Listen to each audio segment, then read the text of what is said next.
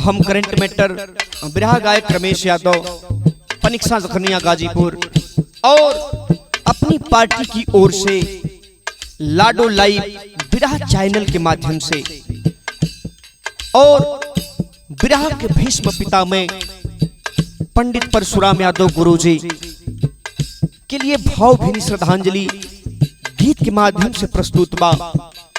बिरहा के एक युग का अंत हो गया।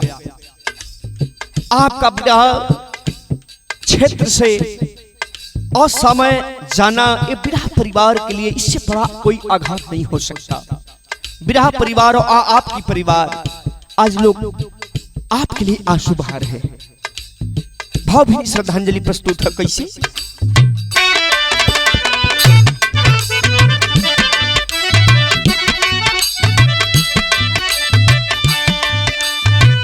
पंडित भीष्म ज्ञानी विद्वान हो,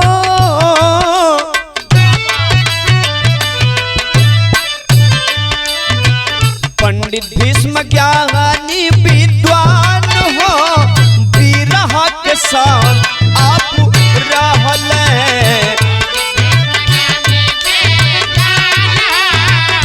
बिरहा के साथ आप रहले।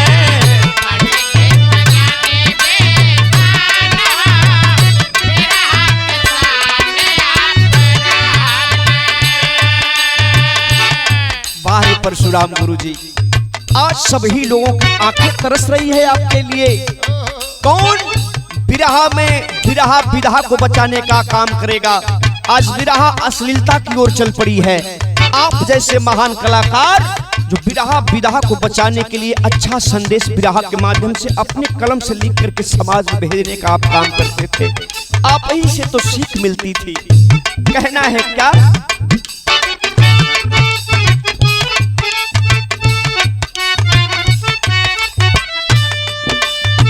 राम में विलीन परशुराम जी हो गई ले,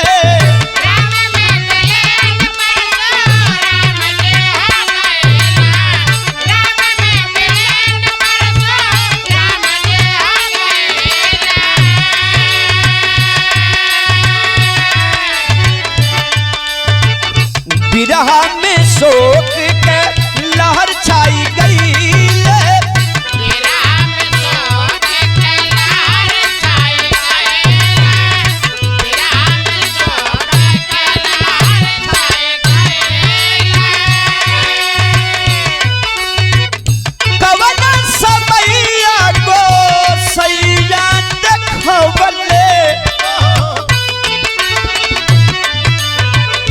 गिरती हिमालय जस समान हो,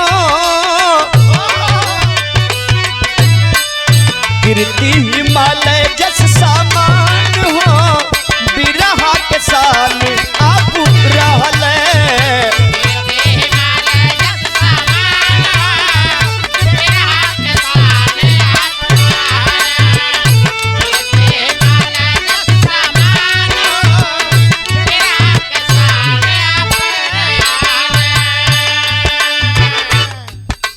जाए के तो सबके है दुनिया छोड़ के। जिंदगी के सच्चाई यह बा, ये धरती पर सब कुछ झूठा है मित्रेश भैया। सच्चाई वही है जो इस धरती पर जन्म लिया उसको सब कुछ छोड़कर एक ना एक दिन स्वर्ग को सिधारना होगा। बस फर्क इतने बा केहू जब समय से जाला तो लोग बड़ा बढ़िया से क्रियाक्रम बितावेलन, लेकिन असमय जाना ये परिवार के लिए और जो उनका कार्य क्षेत्र होता है उसके लिए बहुत बड़ा आघात होता है बाबूजी।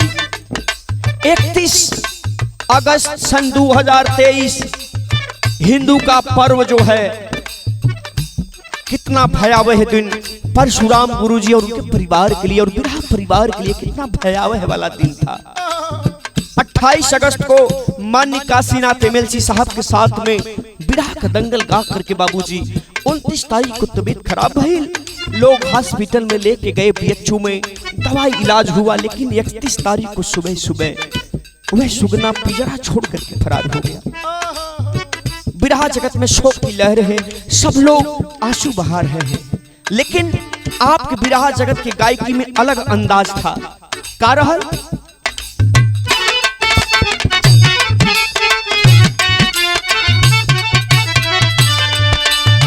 छंद लय ताल अलंकार शब्द जोड़ के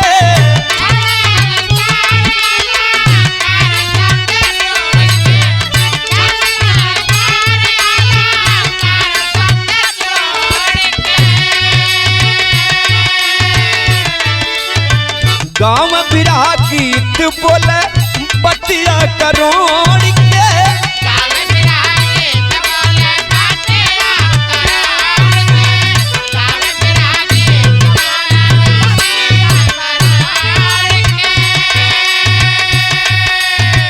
गम में बिरहा डूब गैला जइयो छोड़ के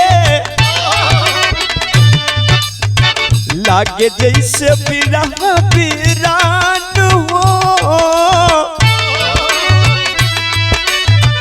लागे जैसे बिरहा बिरान हो, बिरहा के साल आप रहल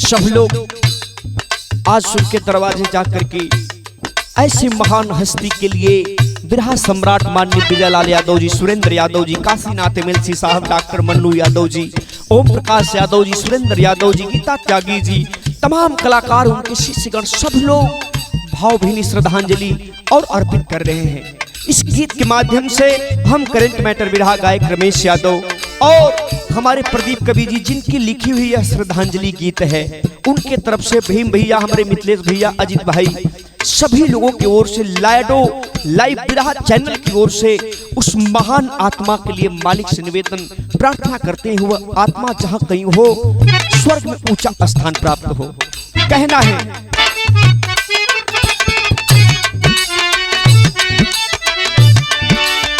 श्रद्धा सुमन अर्पण नहीं चरण में शीश हो,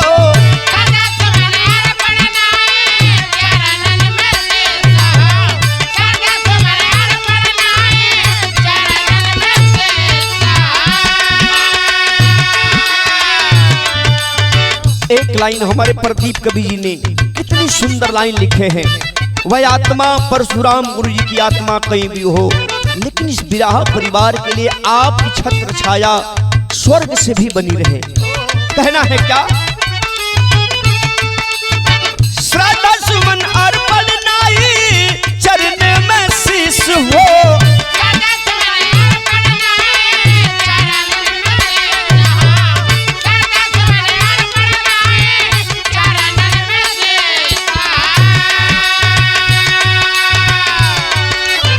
स्वर्ग से पूरा बिरहा के दिहाया शीश हो, स्वर्ग से पूरा बिरहा के दिहाया शीश हो, स्वर्ग से पूरा बिरहा के दिहाया शीश